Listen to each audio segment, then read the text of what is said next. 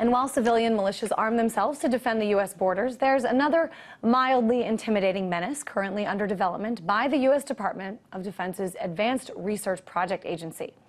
All right, so think back, way back, about 20 years to the days when RoboCop and the Terminator 2 came out and the human cyborg version of Arnold Schwarzenegger filled the movie screens.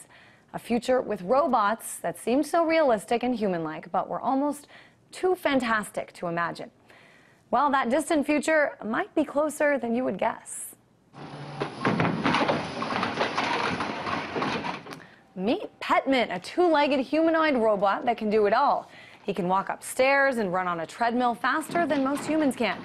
It has all of the physical dexterity of its organic creators, yet expresses none of the fatigue a normal human would while running. And that's not all this bad boy can do. It can climb, carry heavy loads, do push-ups, crawl, and even balance itself to withstand heavy kicks and attempts to knock it over. Are you impressed yet? Well, it can also do all of this during exposure to chemical warfare agents. If all of this isn't creepy enough, the humanoid robot can actually imitate sweating using temperature and humidity controls. Now, chances are this super robot won't be hitting the battlefields in the near future.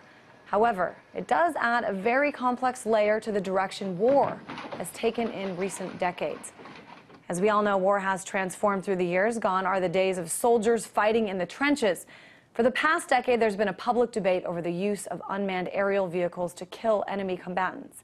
And now, possibly sooner than any of us would have imagined, we could be sending humanoids out to do our dirty work, taking lives, but risking none of our own. And while I cannot guarantee you how soon or whether this will happen, I can promise you this. When it does, and if it does, there will be a lot of debate, discourse, and even criticism over whether this type of warfare is necessary and why.